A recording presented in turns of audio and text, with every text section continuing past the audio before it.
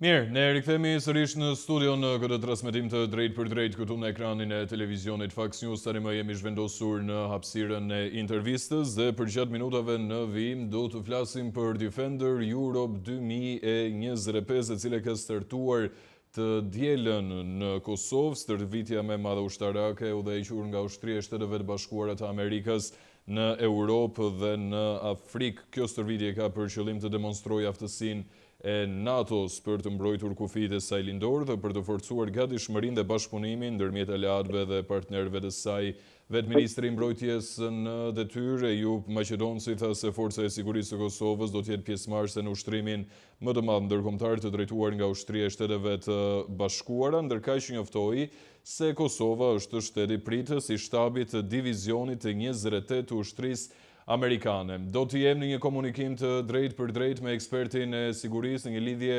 nga Kosova, zotin Bedri Elezi. Zoti Elezi, të përshëndes, faleminderit që je sot në Fox News. Faleminderit për ftesën dhe mundësinë. Zoti Elezi, çfarë do të thotë për ju Defender Europe 2025? Këtë herë Kosova është vendi pritës i stërvitjes më të madhe ushtarake shumë kombëshe, teksa dua të kujtoj që vetëm një vit më parë Kosova nuk e pati mundësinë që të ishte pjesë e kësaj stërvitje për shkak të sanksioneve të vendosura nga Bashkimi Evropian. Vërtet një lajm i mirë për Kosovën, rikthimi i pjesëtarëve të forcës sigurisë për krah pjesëtarëve të ushtrive më të fuqishme në botë, siç janë Shtetet e Bashkuara të Amerikës, Britania e Madhe dhe vendeve tjera anëtare të NATO-s, pas një pezullimi që kishte, siç thatë edhe ju, për shkak të mosave që ishin ndërmarrë ndaj Kosovës si rezultat i politikave jo të koordinuara me Washingtonin dhe me Brukselin zyrtar. Në këtë rast, rikthimi i pjesëtarëve të Forcës së Sigurisë Kosovës në këto stërvitje e posaçërisht organizimi brenda territorit të Republikës Kosovës janë mesazhe të qarta se Shtetet e Bashkuara të Amerikës, Britania e Madhe dhe Bashkimi Evropian janë të përkushtuar që sa i përket organizimit të strukturave të sigurisë dhe çështjeve që kanë të bëjnë me sigurinë, kanë lënë anash me çështjet e sanksioneve dhe po mbështesin trajnimet profesionale dhe testimin e kapaciteteve të forcës sigurisë në këtë ndërmarrje të rëndësishme ushtarake, e cila vërtet do të ketë mundësi për të përformuar pjesëtarët e forcës sigurisë Kosovës dhe të njëjtit jemi të sigurt se edhe do të certifikohen apo do të përfitojnë nga certifikatat e ndryshme që jipen nga NATO. Këto angazhime të forcës sigurisë Kosovës tregojnë qartë se Kosova dhe forca e saj po shkojnë në drejtim të përmbushjes së kritereve dhe standardeve që ka NATO, që në netarme jo të largët tjetë edhe antare e familjes më të fuqishme të sigurisë në këtë rast NATO-s. Ndërkohë, Kosova do të jetë vendi mirëpritës për 2 javë rresht, zoti Elezi. Si do të funksionojë? Cilat janë masat e ndërmarra të paktën nga autoritetet e Kosovës, Ministria e Mbrojtjes, cila do të jetë agjenda e kësaj stërvitje 2 javore, ku Kosova do të ketë rolin e mikpritësit? Fakti që shtetet anëtare dhe vetë struktura ka vendosur që të operojë brenda territorit të Republikës Kosovës, ka bërë motjet në kohë reale në lidhje me kapacitetet dhe mundësitë që Kosova ka për të performuar mirë sa i përket mikpritjes, përfshi edhe protokolli që është mjaft i vështirë, duke marrë parasysh faktin që Kosova është një vend me mjaft probleme, qoftë në aspektin e organizimeve të natyrës së saj, qoftë me probleme të cilat ka të bëjnë edhe me natyrën e kuadrëve të saj. Kujtoj që ky rast është një mundësi shumë e mirë që përpos që Kosova të ushtrojë të drejtën për të dëshmuar se ka kapacitet e saj për të marrë pjesë në organizime të tilla, njëkohësisht për të organizuar komunikime të drejtë për drejta nga afër me gjithë përfaqësuesit pjesëmarrës, me të cilët të ndahen edhe çështjet që kanë bëjnë me lobingun, përkatësisht me mundësinë që vetë pjesëmarrësit në këtë eveniment të kenë mundësi nga afër të tregojnë të gjitha ato histori suksesit të institucionit të Republikës Kosovës, përpjekjet tona për të performuar në kuadër të mund të themi në kuadër të protokolleve të jashtëzakonshme që kanë vendet e fuqishme e cilat janë pjesëmarrëse, dhe njëkohësisht një mundësi e arë që ne në të gjitha shtetet që janë pjesëmarrëse të përcjellim, mund të themi, ato pamje që transmetohen në të gjitha mediat apo mund të themi në rrjetet sociale, të kemi mundësi të vendosim kapacitetet tona në lupën apo në syrin apo në nevojat që kanë qytetarët e këtyre vendeve për të parë kuadër të përcjelljes mediave që bëjnë në këtë stata. Kosova do të përfitojë edhe kuptimin politik, sepse do të dëshmohet nga afër se ka angazhim serioz për të përqafuar vlerat e këtyre vendeve që përfaqësojnë apo dhe vetë strukturës, dhe njëkohësisht do ta ketë një mundësi për të parë nga afër kapacitetet ushtarake, përfshi edhe armatime të ndryshme që ekspozohen, çështjet e komunikimeve dhe pajisjeve komunikuese që janë tetë nevojshme në situata të vështira, dhe njëkohësisht për të kriju marrëdhënie edhe të njësive të veçanta të Forcës së Sigurisë së Kosovës me njësi të veçanta pa ashtu të shteteve apo ushtrive anëtare të NATO-s të cilat marrin pjesë në këtë trajnime. Ndërkaq që zoti Elezi, përpara se të ndalem në të tjera zhvillime të cilat lidhen patjetër me Defender Europe 2025, dua të kem pak më shumë detaje rreth infrastrukturës, vendeve ku do të jenë të pozicionuara mbi 25.000 trupa ushtarak nga ushtrit e botës, cila do të jetë stërvitja në thelb të saj dhe si do të sprovohet Kosova për të dëshmuar patjetër kapacitetin edhe forcën e saj? Kosova në bashkëpunim me NATO dhe forcat të ndryshme që kanë mbështetur në vazhdimsi shtetin e Kosovës ka ndërtuar 6 baza ushtarake, cilat janë me standarde të NATO-s dhe ka mundësi që brenda saj të strehoj të gjithë pjesëmarrësit të cilët e vinë nga vendet anëtare të NATO-s dhe vendet pjesëmarrës në këtë eveniment. Por ajo që ju përmendet se cilat do të jenë, mund të themi, testimet që do të bëhen në këtë rast, ajo që është kryesore janë pajisjet komunikuese, mënyrat e komunikimit, përdorimi i armatimeve, sidomos do të diskutohet edhe rreth ushtrimit të kapaciteteve të grupeve profesionale apo mund të themi burimeve profesionale të Forcës së Sigurisë Kosovës për në një tarme, sepse siç dihet Kosova pret që të ketë edhe armatime të reja së shpejti në kuadër të forcës së saj, dhe mundësia që në këto stërvitje të kemi të marrim informacione apo edhe trajnime të caktuara është shumë e madhe, nga se është një periudhë të caktuara dhe demonstrimi i kapaciteteve të shteteve anëtare, të grupeve profesionale apo kontingjenteve profesionale brenda këtij organizimi është mund të them një mundësi e drejt për drejt e përfshirjes së pjesëtarëve të Forcës së Sigurisë Kosovës në të gjitha mekanizmat dhe strukturimet që vinë pikërisht në aspektin profesional, ku Forca e Sigurisë Kosovës, pjesëtarët e saj, do të kenë mundësi që të përfitojnë në mënyrë drejt për drejt. E posaçërisht tek çështjet që kanë të bëjnë me komunikimin, sepse dihet që Forca e Sigurisë Kosovës ka pranuar donacione të avancuara, teknologjisë të avancuar sa i përket çështjes së komunikimeve dhe njëkohësisht edhe disa llojeve të armatimeve të cilat tani më vetëm janë në kuadër të kazermave të cilat apo mund të themi në kuadër të njësive të veçanta të Forcës së Sigurisë Kosovës dhe janë mund të themi në përdorim e sipër që aktualisht përgatiten pjesëtarët e saj për përdorimin në rast do të kemi një situatë dhe lufte. Ju jeni ekspert dhe njihni shumë mirë, më mirë se kush do tjetër këtë fushë, zoti Elezi, por pyetja ime e radhës është shumë e drejtë për drejtë. Sa faqebardh do të na nxjerrë Forca e Sigurisë së Kosovës në këtë stërvitje shumë kombëshe, siç është Defender Europe 2025, duke patur parasysh edhe atë se çfarë ndodhi vetëm një vit më parë ku Kosova nuk ishte pjesëmarrëse në këtë stërvitje? E thamë me përgjithësi dhe i bindun se Kosova do të dalë jashtëzakonisht mirë në këtë rast, do të marrim shumë çmime pjesëtarët dhe njësitë e Forcës së Sigurisë Kosovës në këtë performancë të jashtëzakonshme të shteteve të cilët kanë një përvojë edhe mund të themi një rezultat të mirë deri më tani. Njëkohësisht do të dërgojmë mesazhe të duhura se Forca e Sigurisë Kosovës është e gatshme që të jetë anëtare e NATO-s dhe se Kosova sa i përket çështjeve të organizimit ushtarak ka përfituar jashtëzakonisht nga KFOR-i i cili është me mandatin e NATO sipas rezolutës 1244 e i cili në vazhdimsi në të gjitha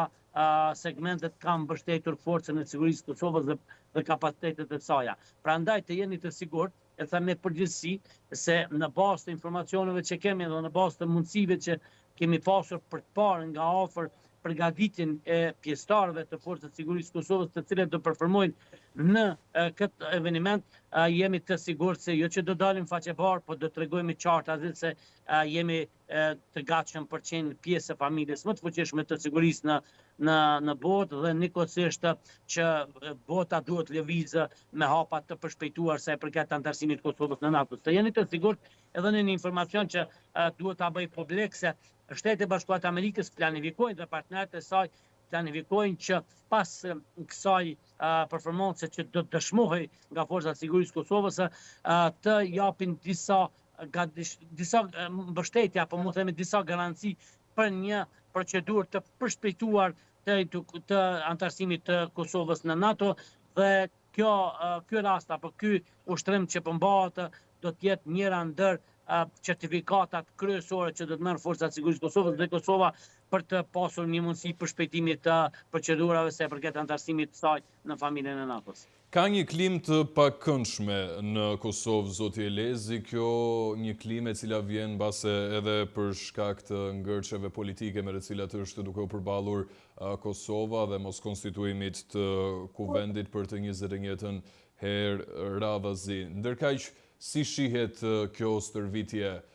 qoftë për publikun apo qoftë edhe për politikën? A i ka shuar ndo pak tensionet e brendshme apo vijojmë në të njëjtat ritme? Në fakt, sa po e thatë, Kosova është në situatë shumë të rëndë, sepse njëta është pa organet e kuvendit dhe qeverisë, është pa pushtet. Kemi një qeveri në detyre cila ka kufizimin veprimet e saj për shkak të mund të themi organizimit juridik që ka Kosova në çështjen e qeverisë në detyrë dhe padyshim që përplasjet apo mosgatishmëria e subjekteve politike për të kuptuar dhe për të vendosur në tavolinë interesat e Kosovës para atyre grupore dhe klanore në lidhje me krijimin e institucioneve qeverisë, kjo situata apo ky organizim i Forcës së Sigurisë Kosovës, e cila është një koqire e